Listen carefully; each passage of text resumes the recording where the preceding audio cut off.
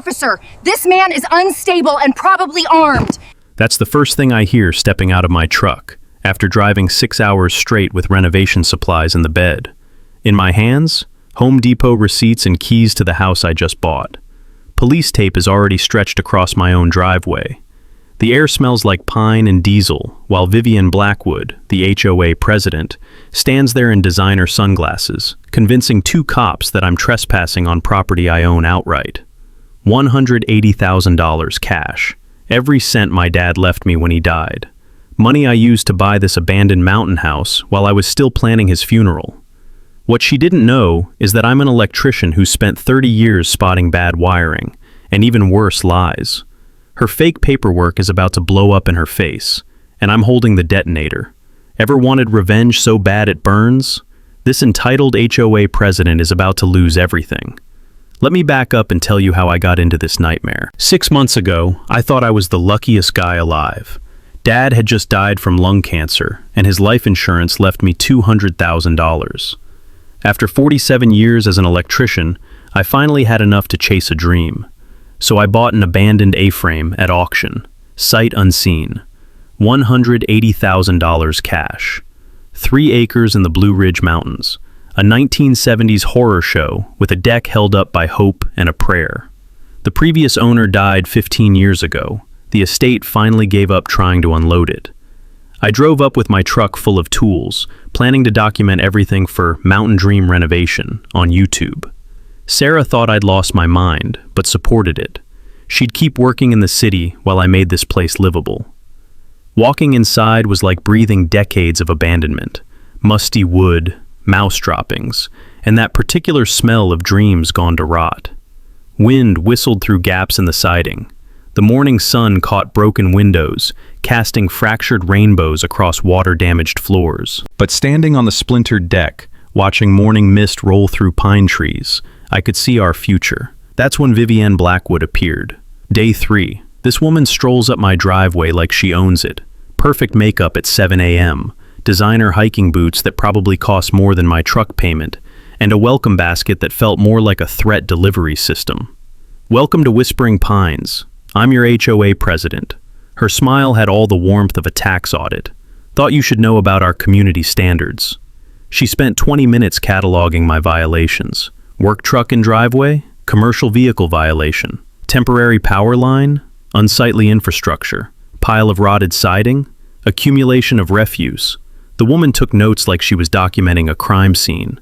Click, click, click, went her designer pen on that clipboard.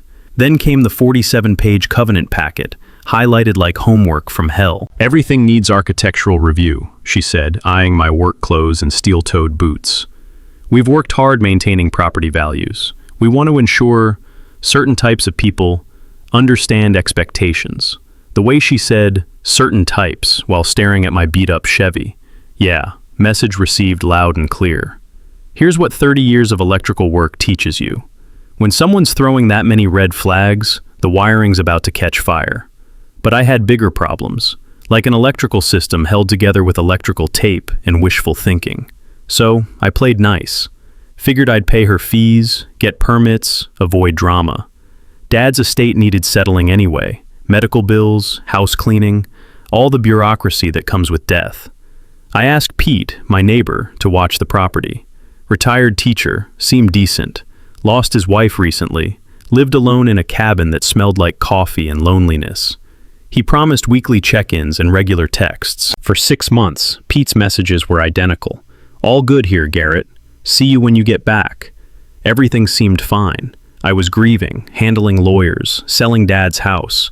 The mountain property felt like a distant dream I'd return to when the pain wasn't so fresh. But while I was planning funerals and signing probate papers, Vivian was planning something else entirely. See, what I discovered later is that she'd been visiting Pete weekly, not to chat about the weather or check on a lonely widower. She'd been offering him $500 a month to monitor my property. And by monitor, she meant document every flaw, every code violation, every excuse she could use.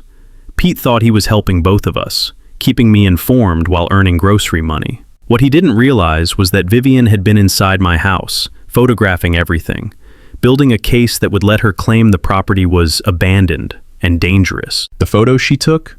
They'd end up in a county filing that nearly cost me everything my father left behind. Because Vivian Blackwood doesn't just steal houses, she steals them legally. So here I am, 6 months later, staring at yellow police tape across my own driveway, while Vivian explains to 2 deputies why I'm apparently public enemy number 1. "Officers, this property has been abandoned for over 90 days, she's saying, waving that damn clipboard. The morning air carries the scent of pine, mixed with her expensive perfume, a combination that shouldn't exist in nature. Under state abandonment laws, we had no choice but to file for emergency abatement. Emergency abatement. Like my house was a crack den instead of a fixer-upper with some peeling paint. The older deputy, name tag reads Morrison, shifts uncomfortably. Gravel crunches under his boots as he steps closer to examine my deed. "Ma'am, if he's got the paperwork and property taxes are current..." "That's exactly the problem," Vivian interrupts, pulling out a manila folder thick as a small-town phone book. "Look at these photos of deteriorating conditions. Broken windows, structural damage, water intrusion. We've had multiple neighbors complaining about vagrant activity. Vagrant activity. On my own property. The audacity would be impressive if it wasn't so infuriating." She spreads photos across the patrol car hood like a poker dealer working a rigged game. Every loose board, every cracked window, every piece of demo debris documented with professional precision. What she conveniently doesn't mention is that half this damage happened during her weekly break-ins. Years of electrical work taught me to read situations fast. You learn that when someone's waving around an emergency situation that conveniently benefits them, you're looking at fraud with a legal veneer. The same way a homeowner claims their wiring is totally safe, right before you find aluminum wire connected to copper outlets with electrical tape. "Sir," Morrison turns to me. "Documentation of ownership?" I hand him the deed with shaking hands, not from fear, from pure rage. "Bought it 6 months ago. Cash. Property taxes paid through 2026. Then why the apparent neglect?" the younger deputy asks, notepad already out. That's when my filter breaks completely. Because I've been burying my father. This house was bought with his death money, and while I was planning his funeral, this woman was apparently planning grand theft auto, except with real estate. "Sir, please calm down," Morrison warns, hand drifting toward his radio. "Getting agitated won't help your situation here." And there's Vivian behind them, wearing that satisfied smile like she's already picking out new furniture for my living room. Time to call reinforcements. Marcus Webb answers on the first ring. God bless lawyers who work weekends and understand genuine emergencies. "Emergency injunctions are the nuclear option," he explains while I pace beside my truck, boots clicking on asphalt. "They require immediate judicial action, which means someone convinced a judge you pose imminent danger. This isn't standard HOA harassment, Garrett. This is calculated warfare. Bring everything to my office Monday. Deeds, receipts, communications. We're looking at $2,500 minimum just to contest this properly. $2,500 to fight for something I already own. The American dream at work, folks." Meanwhile, Vivian's conducting a guided tour of my dangerous property. She points out every loose board like she's David Attenborough, narrating a nature documentary about suburban decay and community decline. "That electrical connection poses fire danger to the entire neighborhood," she announces dramatically, gesturing toward Pete's utility pole where I'd run temporary power. The irony could power the whole mountain. 30 years as a licensed electrician, and this woman who probably calls maintenance to change light bulbs is lecturing cops about electrical safety codes. That's when Pete shuffles over, guilt radiating from him like heat from summer asphalt. "Garrett," he whispers, glancing nervously at the deputies, still photographing my violations. "I got something important to confess." Here comes the gut punch. "She's been paying me $500 monthly to watch your place. I thought I was helping you both out.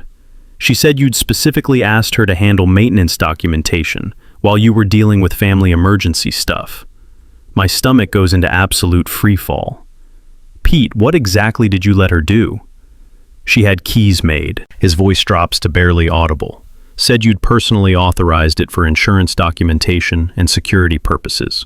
She's been inside every single week, photographing everything, measuring structural stuff, documenting code violations. Keys. She's had keys to my house for months, complete access. Morrison approaches with paperwork I've never seen before. Sir, there's a temporary restraining order in effect. You cannot enter this property pending legal resolution.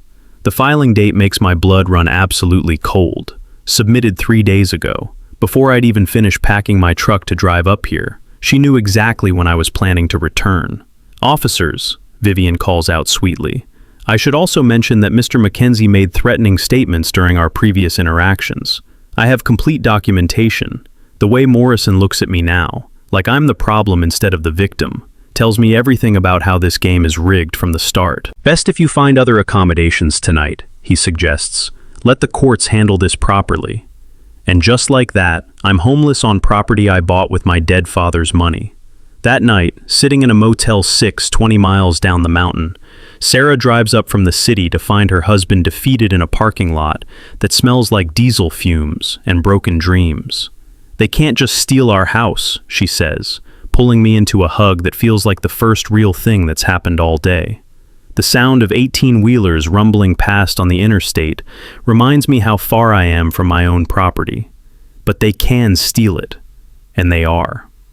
We spend the weekend in that motel room, stale coffee from a machine that sounds like it's dying, and the constant hum of the ice maker next door. Sarah's laptop balanced on a wobbly table as we dig through public records like archaeologists uncovering a crime. What we find makes my stomach turn. Blackwood Mountain Properties has flipped 6 distressed properties in our area over 18 months. Every case follows an identical pattern. Sudden HOA violations appear. Emergency legal proceedings get filed. Overwhelmed owners sell below market value to make it stop. Her average profit per house? $42,000 after cosmetic renovations. But Monday morning brings a new level of legal warfare. Sarah's checking email when she goes pale as winter mountain fog. Garrett, she's not done with us. It's a restraining order, filed against me personally. Vivian claims I threatened violence during Saturday's police encounter. Her evidence? Me raising my voice when I called her scheme grand theft. The restraining order covers 500 feet from both my property and her house. Since her place sits at the community entrance, I'm effectively banned from the entire neighborhood. This is psychological warfare, Sarah says, reading the legal language. She's claiming you said you'd make her pay and were visibly agitated with aggressive body language. Basic human anger weaponized through the court system. Marcus Webb's office smells like leather chairs and expensive frustration when we meet Tuesday. He spreads our documents across mahogany that probably cost more than my truck. Restraining order abuse is textbook property dispute strategy, he explains, adjusting reading glasses. Classic catch-22. Fight it and you look threatening. Don't fight it and you can't defend your property. Meanwhile, that 30-day demolition clock keeps running. Years of troubleshooting electrical problems taught me that when a system keeps shorting out, you don't just replace fuses, you find the source of the overload. Vivian's legal attacks felt coordinated, which meant she had inside help. Costs to fight both the restraining order and the property seizure, I ask? $8,000 minimum, $12,000 if this goes to trial. Money I burned through Dad's inheritance just to keep what's already mine. But while Marcus talks legal strategy, I'm thinking like an electrician. When circuits fail, it's usually because of bad connections. So I start mapping Vivian's connections. Her Facebook page is a prosecutor's dream she was too arrogant to secure. Posts about maintaining neighborhood standards and protecting property values from unsuitable residents. Photos from the county commissioner's fundraiser where she's writing checks and shaking hands with local officials. Then I find the golf tournament album. Vivian raising a champagne glass with the building inspector who condemned my house, plus a sheriff's deputy who looks suspiciously like Morrison. The good old boys network, captured in high-definition stupidity. Sarah discovers something equally damning in property records. The Hendersons down the road, $800 fine for unauthorized garden modifications. What modifications? 3 garden gnomes. Been there 15 years. I drive to their place, carefully staying 600 feet from Vivian's house. Frank Henderson answers, looking like a man who's been through a legal wood chipper. "You're the A-frame fellow," he says. "Welcome to the Vivian Blackwood experience." His wife Doris appears, coffee mug in hand and murder in her eyes. 15 years those gnomes sat there. Suddenly they're non-conforming decorative elements requiring architectural review. Let me guess, fine arrived right before Blackwood Properties got a new listing nearby. Their exchange of looks confirms everything. "Johnson family 3 houses over," Doris explains. $2,000 fine for improper deck staining. Nothing wrong with that deck, but they couldn't afford lawyers. Sold to Vivian's company $30,000 under market. It's not harassment, it's a business model. But Frank drops information that changes the entire game. "Vivian's ex-husband Walter still owns 40% of her company," he says quietly, glancing around like we're planning a heist. "Nasty divorce 2 years back. He's down in Florida, but Pete's got his number from the old church directory." My electrician brain starts connecting circuits. Bitter ex-husband with financial stake in the company screwing people over. Divorce proceedings that might have left him wanting revenge. "Think he talked to me?" I ask. Frank's smile could power Christmas lights. "Son, Walter's probably been praying for someone like you to call." Walter Blackwood answers his Florida phone on the second ring, voice carrying the particular bitterness of a man who's been legally screwed by someone he once shared a bed with. "So, you're the latest victim of my charming ex-wife's real estate empire," he says after I explain everything. The sound of ice cubes clinking against glass travels 1,500 miles through the static. "Emergency abatement on property that's been sitting fine for months? Sounds like you've heard this song before. Brother, I helped write the damn lyrics before she decided I was bad for business." He pauses, and I hear what sounds like a sliding door opening to ocean breeze and seagulls. Here's what I can't tell you directly, because we're still fighting in divorce court over hidden assets, but Vivian borrowed $340,000 against the company for her recent property acquisitions. One deal going bad could collapse her entire operation like dominoes. Critical information filed away for later tactical use. The immediate problem is finding somewhere to sleep that isn't my truck bed. By Thursday, we've been mysteriously kicked out of 3 different motels across 2 counties. No specific incidents reported, just sudden complaints from other guests after phone calls to management. The woman's tentacles reach into every corner of this mountain region. Sarah suggests what I should have thought of myself. What about that reporter from the Mountain Echo? Jessica Brighton meets us at a Waffle House that smells like bacon grease, coffee burns, and honest conversation. She's sharp-eyed, notebook ready, and clearly starving for a story that isn't about church bake sales or high school football scores. HOA corruption stories are trending nationally, she says, stirring sugar into coffee strong enough to wake the dead. Problem is, Blackwood Properties spends $15,000 yearly on advertising with us. My editor needs absolutely bulletproof evidence before he'll risk that revenue stream. What constitutes bulletproof in journalism? Financial documentation showing systematic fraud patterns, legal proof the procedures were completely invalid, something that screams deliberate criminal intent rather than just aggressive property management policies. I mentioned the golf tournament photos, the clear pattern of forced sales, the weaponized restraining order tactics. She scribbles notes, but her expression stays professionally skeptical. All circumstantial evidence. You need hard documents that prove deliberate, knowing law-breaking. That's when Marcus Webb's paralegal calls Saturday morning with news that makes my hands literally shake on the truck's steering wheel. Those HOA covenant amendments Vivian's been using as legal basis for everything. They're completely invalid under state law. Meaning what exactly in practical terms? State nonprofit law requires 2/3 homeowner approval by mail ballot for any covenant modifications affecting property rights. She filed the emergency abatement amendment 18 months ago, claiming proper legal authorization. My brain automatically kicks into electrical troubleshooting mode. When complex systems fail repeatedly, you always trace back to verify the original connections were made correctly, according to code. How many homeowners actually voted in favor? 12 responses out of 67 total properties. That's 18% approval, not the required 67%. Every single legal action she's taken using these amendments constitutes fraud. The entire foundation of her house-stealing operation just crumbled into legal dust. But Vivian's moving faster than our legal discovery process.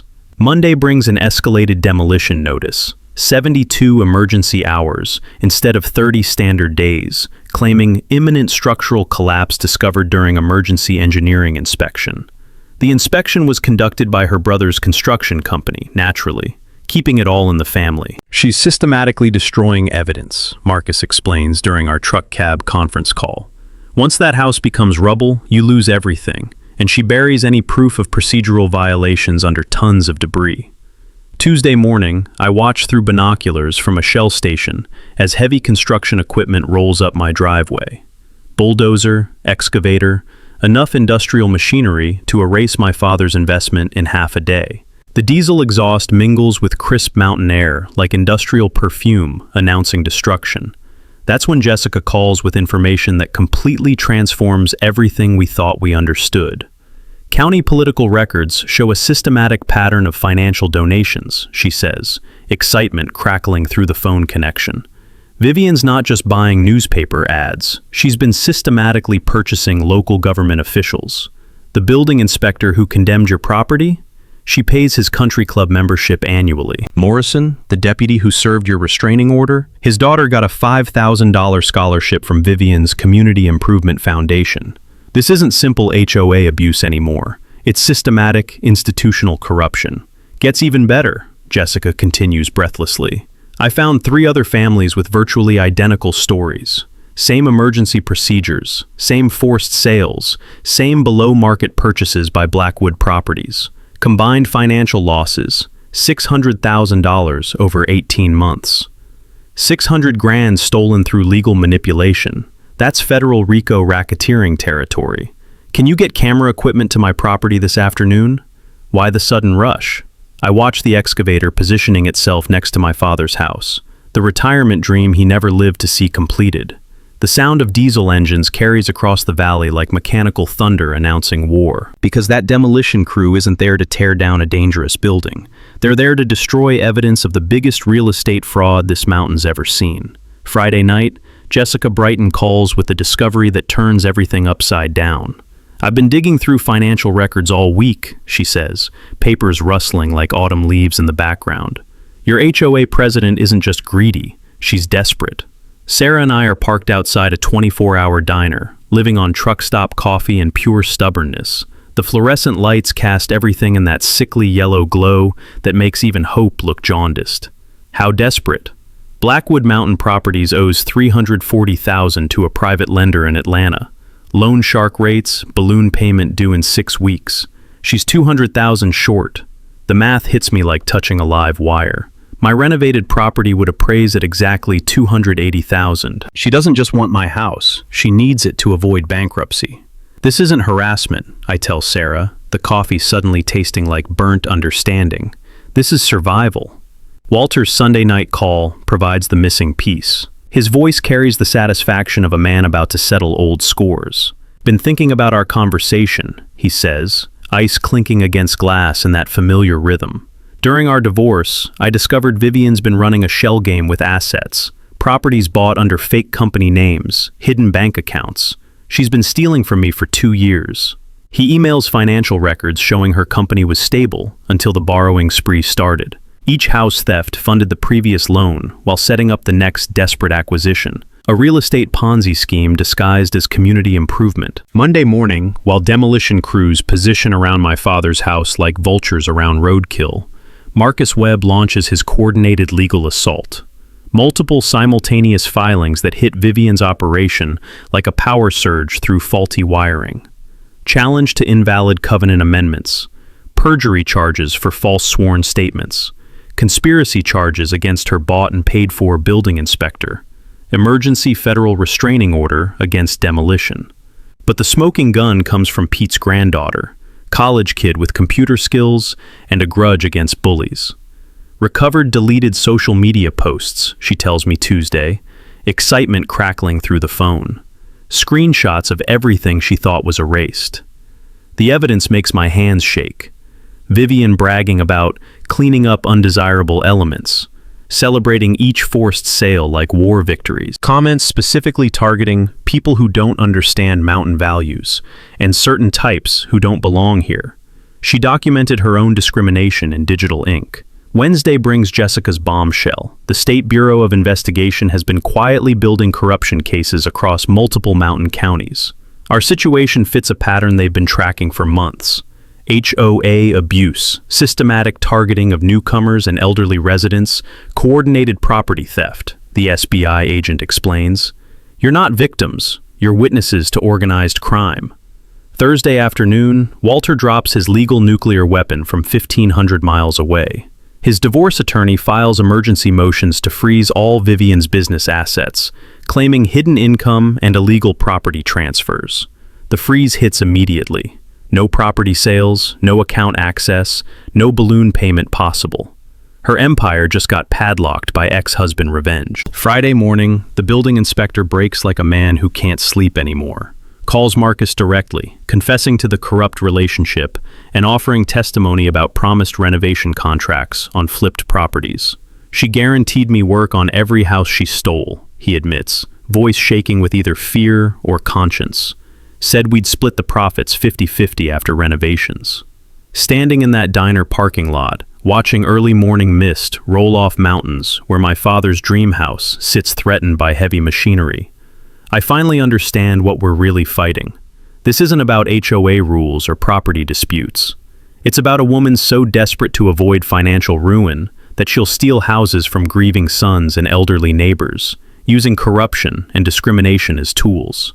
But desperate people make desperate mistakes, and Vivienne Blackwood just made the mistake that's going to cost her everything. Saturday morning, Marcus Webb's office smells like fresh photocopies and righteous anger.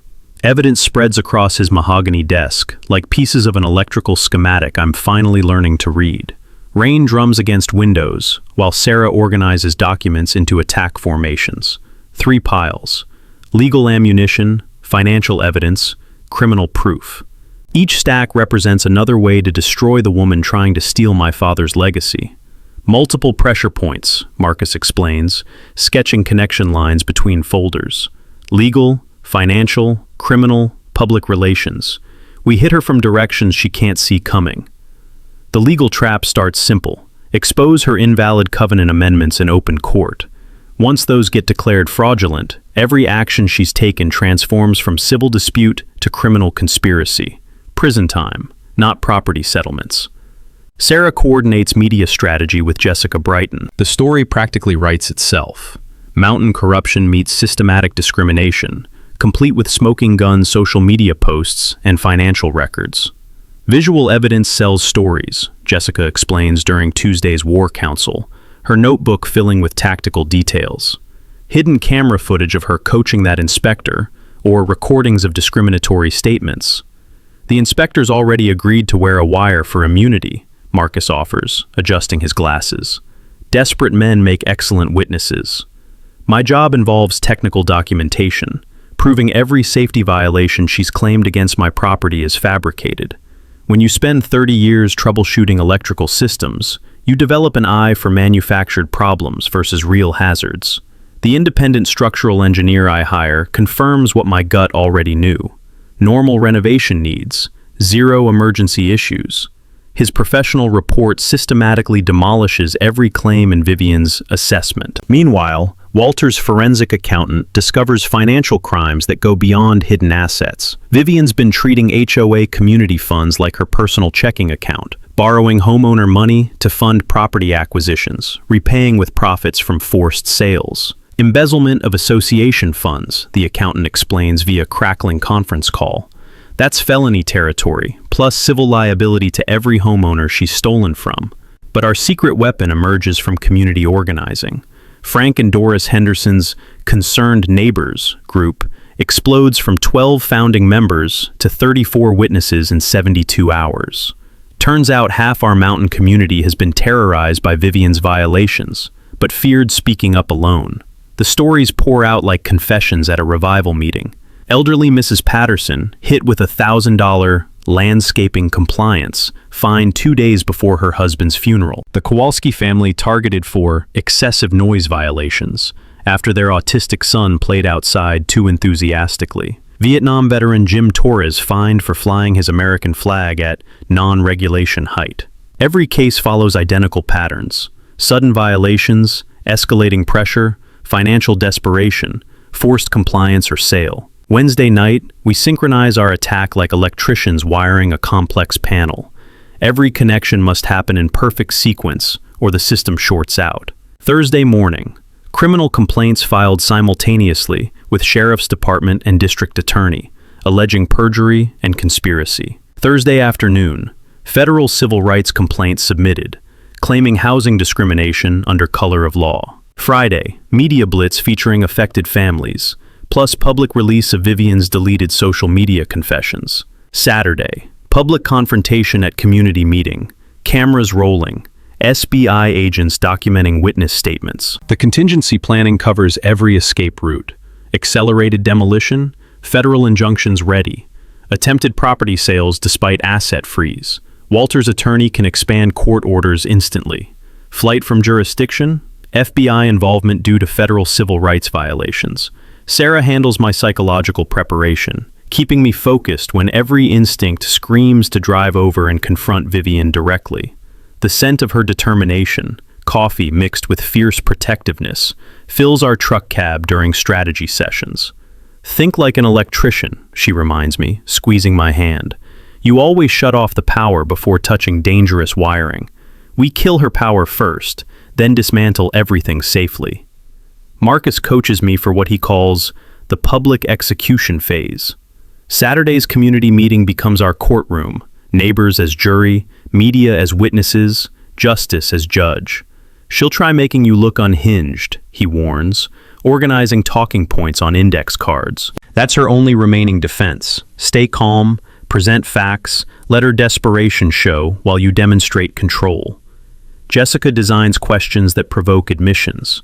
Cornered people say stupid things, especially when cameras record everything, and their carefully constructed lies start unraveling in real time. By Friday afternoon, we've evolved from isolated victims into organized resistance. Lawyers, media support, federal investigators, 34 angry neighbors, and a growing pile of evidence that could send Vivian to federal prison. Standing in that conference room, surrounded by the weapons we've forged from her own corruption, I finally understand what my father would have done. He'd have fought smart, fought legally, and fought until justice prevailed. The woman who thought she could steal from a grieving son using paperwork and bought officials is about to learn what happens when you target someone who knows how to trace problems back to their source. Monday morning hits like a lightning strike at 6 a.m. I'm standing at my property line with Jessica Brighton and her camera crew, watching Vivian's demolition circus try to figure out what federal court orders mean. The smell of diesel exhaust mixes with pine needles, while a bulldozer operator stares at competing legal documents like they're written in ancient Greek. His weathered hands shake slightly as he examines Marcus Webb's restraining order. Nobody warned him this job came with federal lawsuits attached. Vivian arrives in her spotless white SUV, stepping out in designer hiking boots that cost more than most people's rent. Those sunglasses reflect morning light like mirrors, hiding the soul of someone who's running out of moves. "Officer Morrison!" Her voice carries that edge of desperation, disguised as authority. "This restraining order is meaningless. We have emergency county authorization for immediate demolition." Morrison looks like a man caught between two live electrical wires, both guaranteed to hurt. Years of electrical work taught me to recognize that exact expression, when someone realizes they're in over their head, and every choice leads to pain. "Ma'am, federal orders generally override county permits," he says carefully, while Jessica's camera captures his obvious discomfort. "Maybe the lawyers should handle this." That's when Vivian's mask starts melting. "This is exactly what I warned you about," she snaps, pointing at me like I'm carrying plague. "This man has been threatening our community, filing harassment lawsuits, intimidating honest homeowners through legal terrorism." Her voice climbs with each accusation, that practiced control evaporating like morning mist in sunlight. Jessica's camera catches every crack in the facade, every glimpse of the real Vivian beneath professional polish. "Ma'am," I respond with electrical technician calm, "I haven't threatened anyone. I've simply exercised my property rights." "Property rights?" Her laugh sounds like glass breaking against concrete. "You people think you can move into our communities and ignore standards we've maintained for decades." You people. The phrase hangs in mountain air like smoke from a structure fire. Morrison's face changes as he processes what just got recorded. Even the demolition crew shifts uncomfortably. Discrimination has a particular smell, and everyone just got a noseful. But this morning's public meltdown is just warm-up for the real escalation. Marcus Webb calls Tuesday afternoon with news that makes my blood pressure spike. She filed ethics complaints against me with the state bar, he explains, frustration crackling through the phone. Claims I'm harassing her with frivolous motions and encouraging false criminal charges. Can she actually do that? Anyone can file ethics complaints. They're rarely successful without evidence of misconduct, but they tie up lawyers in investigation hell for months. She's trying to bankrupt us through process alone. Simultaneously, a $100,000 defamation lawsuit lands on my doorstep. Vivian claims my malicious public statements and media appearances have destroyed her reputation and business prospects. The woman who's been systematically defaming property owners is suing me for exposing her systematic defamation. The irony could power Christmas lights. Wednesday's emergency community meeting reveals exactly how cornered she's become. 52 neighbors pack a community center that smells like decades of potluck dinners and folding chair frustration. More victims emerge like survivors after a disaster. The Henderson's garden gnome story was just the beginning. Elderly Mrs. Brighton forced to sell after septic violations, requiring immediate $15,000 repairs. Teacher Rebecca Kowalski fined $3,000 for parking on her own grass during family graduation. Disabled veteran Mike Torres threatened with legal action because his service dog allegedly barked excessively. But the real bombshell comes from an unexpected source. The county building inspector, who's been living with guilt-driven insomnia for weeks. I need to clear my conscience, Ray Patterson announces, standing up with hands that shake like autumn leaves. What we did to these people wasn't legal inspections. It was coordinated fraud. The room goes cemetery quiet, except for Jessica's camera motor, and the sound of 40-plus people holding their breath. Vivian didn't just pay for my golf membership, Patterson continues, sweat beading on his forehead despite cool mountain air. She promised renovation contracts on every property we condemned. 50-50 split on profits after forced sales. His confession includes details that transform everything. Pre-written violation reports, manufactured safety hazards, coordinated timing with her property acquisition loans. But Pete's follow-up testimony delivers the kill shot. Rising from his chair like a man finally ready to confess mortal sins, he provides evidence that even I didn't expect. She didn't just document problems at Garrett's place, Pete says, voice steady now with determination.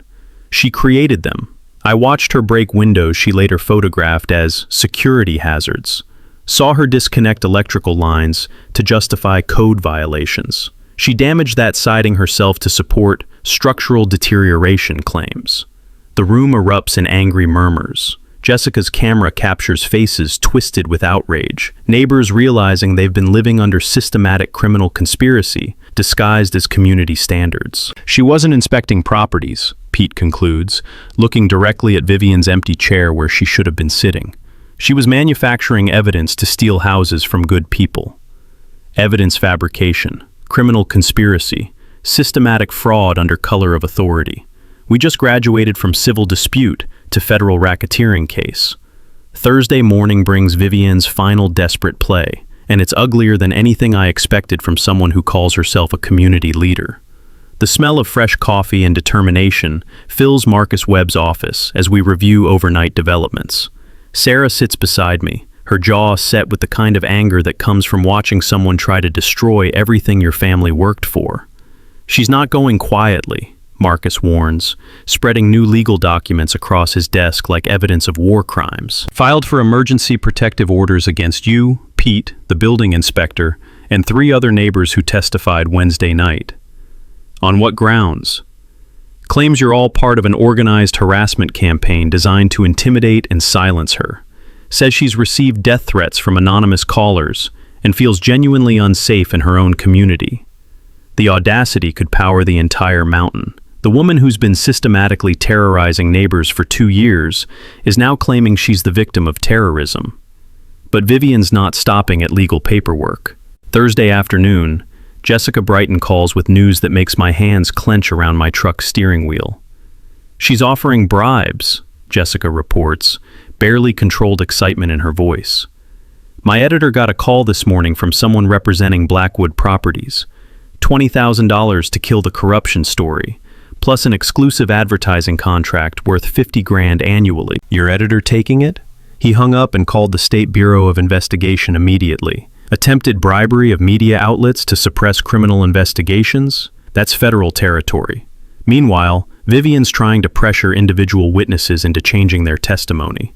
Mrs. Patterson receives an anonymous letter claiming her late husband's military pension could be reviewed if she continues supporting false allegations against respected community leaders. Mike Torres, the disabled veteran, finds his mailbox stuffed with information about consequences of filing false police reports and legal penalties for perjury in federal cases. Rebecca Kowalski, the teacher, gets a call at her school suggesting that certain employment backgrounds might not be suitable for family-oriented educational environments. Each threat follows the same pattern, anonymous but specific, designed to terrify without leaving fingerprints. Classic intimidation tactics from someone who spent years perfecting psychological warfare against property owners.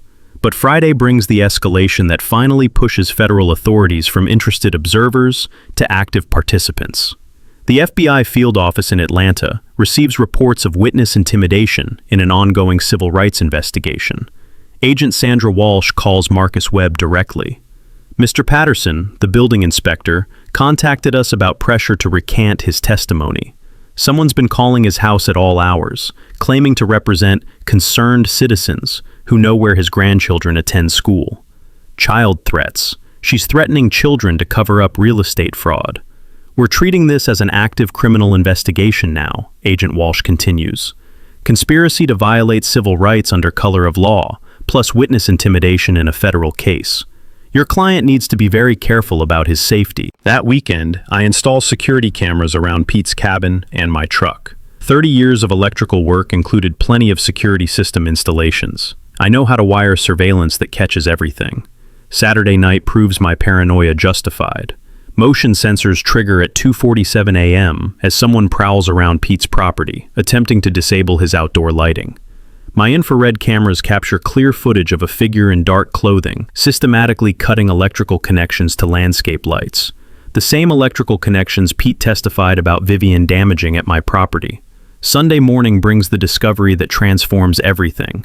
Tire tracks in soft mud beside Pete's driveway match the distinctive tread pattern of Vivian's white SUV. She's not hiring accomplices for her intimidation campaign. She's conducting it personally. This gives us everything, Marcus explains during our emergency meeting Sunday afternoon. Physical evidence placing her at the scene of witness intimidation, caught on camera, engaging in the same evidence fabrication she used against your property. But Vivian's final desperate move reveals just how completely she's lost control of her carefully constructed operation. Monday morning, the county sheriff's department receives an anonymous tip about illegal weapons and drug manufacturing at my property.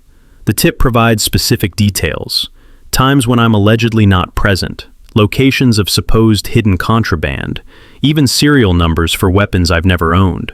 It's elaborate enough to trigger a search warrant, detailed enough to seem credible, and desperate enough to prove she's willing to fabricate federal crimes to frame me for anything that might discredit my testimony. Sheriff Morrison, who's been looking increasingly uncomfortable with Vivian's claims since Wednesday's community meeting, delivers the search warrant personally. But he also brings something unexpected, a recording device. "Ma'am," he tells Vivian while she waits eagerly for my arrest, "I need you to repeat exactly what you told me about these alleged weapons. For the record." Her eager cooperation in providing false information about federal firearms violations gets captured in digital clarity, complete with her suggestion that people like him probably have illegal modifications and dangerous intentions. By Monday evening, the woman who started this war by trying to steal my father's house with fake paperwork has just handed federal prosecutors evidence of filing false police reports about weapons violations. She's graduated from real estate fraud to attempted frame-up involving federal firearms charges. The trap she's been building around me just snaps shut on her instead. Tuesday evening, the Whispering Pines Community Center transforms into something between a courtroom and a gladiatorial arena. The smell of nervous sweat mingles with the lingering scent of last week's church potluck, as nearly 100 people pack folding chairs arranged in confrontational rows. Vivian enters like she owns the place, which, in her mind, she probably does. Designer blazer, perfectly styled hair, that clipboard gripped like a shield against reality. She's brought her own lawyer, a private security guard, and the kind of confidence that comes from 2 years of never losing a property battle. She doesn't know that FBI agent Walsh and 2 SBI investigators are sitting in the back row, recording equipment active, waiting to document federal crimes in real time. The meeting opens with Vivian attempting damage control, her voice carrying that practiced authority I've learned to recognize as desperation disguised as competence. Recent accusations against our homeowner association represent nothing more than coordinated harassment by disgruntled individuals who refuse to follow community standards, she announces to a room full of neighbors who know better. We've maintained property values and neighborhood character for over a decade through consistent enforcement of reasonable regulations. These false allegations— Excuse me, I interrupt, standing up with documents Marcus Webb prepared for this exact moment. Could you explain to everyone here exactly which homeowners voted to approve the covenant amendments you've been using to steal houses? Her composure flickers like faulty wiring. All covenant modifications follow proper legal procedures. 12 out of 67, I continue, projecting my voice like I'm calling out electrical hazards on a job site. 18% approval on amendments that required 2/3 majority. That means every legal action you've taken in the past 18 months has been fraud. The room erupts in angry murmurs. Vivian's security guard shifts uncomfortably, probably wondering if his employment contract covers conspiracy to commit federal crimes. Mr. Mackenzie, you're out of order. No, says Agent Walsh from the back row, standing up and showing her federal identification. Mrs. Blackwood, you're under arrest. The words hit the room like an electrical surge through wet wiring. Vivian goes white as mountain snow, her clipboard clattering to the floor as handcuffs click around wrists that have signed fraudulent documents for 2 years.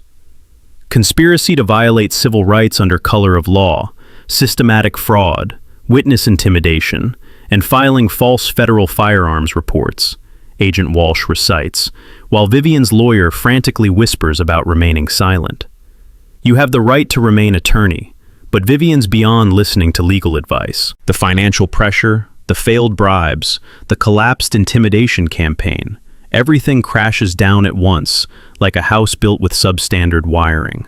This is insane, she shouts, struggling against restraints while camera phones capture every moment of her public destruction. I've dedicated my life to protecting this community from people who don't belong here. There it is. The discrimination confession, recorded on dozens of devices, witnessed by 100 neighbors, and officially documented by federal agents. People who don't understand our values, she continues, completely unhinged now. City people, outsiders, individuals who think money gives them the right to destroy everything we've built. Agent Walsh doesn't need to encourage her. Desperate people always confess when their world collapses, especially when they've convinced themselves they're victims instead of criminals. You want to know the truth? Vivian screams at the crowd of neighbors she's terrorized for years. Half of you shouldn't be living here anyway. This community was perfect before we started letting anyone with cash buy property. The room goes silent, except for the sound of phones recording and Agent Walsh's partner taking detailed notes. Even her own lawyer has stopped trying to shut her up. Frank Henderson stands up slowly, his voice carrying the authority of someone who's survived 80 years of bullies trying to intimidate good people. Vivian, you've been stealing from families, threatening children, and destroying lives for money, he says with calm dignity that makes her hysteria look even worse. We're not the problem. You are. The community votes unanimously to remove her as HOA president, rescind all fines issued during her tenure, and demand restitution for families forced to sell under fraudulent violations. As federal agents escort Vivian toward their unmarked sedan, she makes one final attempt at victim status. You'll regret this, she calls out to the crowd of neighbors watching her perp walk. This community will fall apart without proper leadership. Pete shuffles forward, his weathered face showing the peace that comes from finally doing the right thing. "Lady," he says quietly, "this community's been falling apart since you started running it. We're finally putting it back together." The last thing I see before the federal car drives away is Vivian's face pressed against rear window glass. The expression of someone who finally understands that consequences exist, even for people who thought they were above the law. Standing on the community center steps, surrounded by neighbors who fought back against systematic corruption, I finally feel something I haven't experienced since Dad died.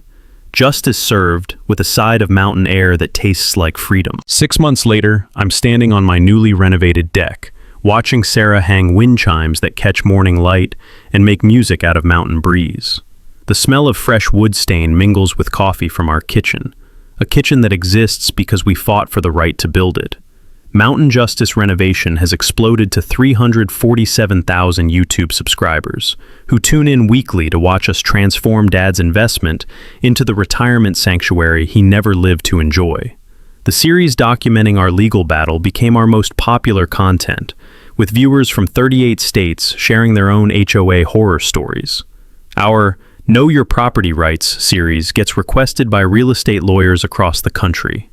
Turns out, 30 years of electrical troubleshooting translates perfectly into legal problem solving. Both require tracing issues back to their source and fixing bad connections. Vivian's downfall became a masterclass in federal justice. 18 months in minimum security prison, plus $400,000 in restitution payments to affected homeowners. Her real estate license got permanently revoked, and Blackwood Properties dissolved in bankruptcy proceedings that left creditors fighting over scraps. The community transformation has been remarkable. Our new HOA leadership, headed by Frank Henderson and a board of actual neighbors instead of wannabe dictators, focuses on real community improvements instead of harassment campaigns. Gone are the 47-page covenant restrictions. The new rules fit on 2 pages and focus on genuine safety issues rather than architectural conformity. Garden gnomes are officially protected community art. Property values increased 15% once word spread that Whispering Pines had eliminated its toxic HOA culture. Young families started moving in. Elderly residents stopped living in fear, and the mountain community began feeling like an actual neighborhood instead of a prison camp. The wider impact surprised everyone. The Whispering Pines case inspired state legislature to pass the HOA Reform Act of 2025. Comprehensive legislation limiting emergency procedures, requiring genuine due process, and establishing criminal penalties for HOA board members who abuse their authority. Jessica Brighton won the State Press Association's Investigative Journalism Award for her coverage of our story. Her follow-up series exposed similar corruption in 7 other mountain communities, leading to federal investigations and multiple arrests. The social good initiative came naturally. We established the Mountain Community Legal Defense Fund, using proceeds from our YouTube channel and donations from viewers who've survived their own HOA nightmares. The fund provides free legal assistance for property owners facing similar abuse. In our first 6 months, the Defense Fund helped 12 families across 4 counties fight bogus violations, illegal fines, and fraudulent emergency proceedings. 3 more HOA presidents have been criminally charged, and 2 communities have completely restructured their governance. Personal healing happens slowly, like good renovation work. The anger that burned in my chest for months gradually transformed into something more useful. Determination to prevent other families from experiencing what we survived. Sarah loves mountain life more than either of us expected. She started a blog called City Girl Goes Rural that documents everything from learning to can vegetables to installing solar panels. Her city job became remote work, and she's happier than I've seen her since Dad got sick. Pete became an unofficial grandfather to half the neighborhood. His guilt over accepting Vivian's bribes transformed into fierce protection for anyone facing property disputes. He's our early warning system for suspicious HOA activity. Most importantly, Dad's house became the sanctuary he envisioned. Every morning, drinking coffee on this deck while watching sunrise paint mountains gold, I feel his presence in the wind through pine trees and the satisfaction of honest work completed. The closing wisdom comes from experience earned through electrical fires, legal battles, and community organizing. Bullies survive by convincing victims they're powerless, But when people organize, document everything, and fight back with evidence and determination, even the most entrenched corruption crumbles. Your property rights matter. Never let anyone steal them with paperwork and intimidation. Sometimes, the best revenge is simply refusing to be driven away.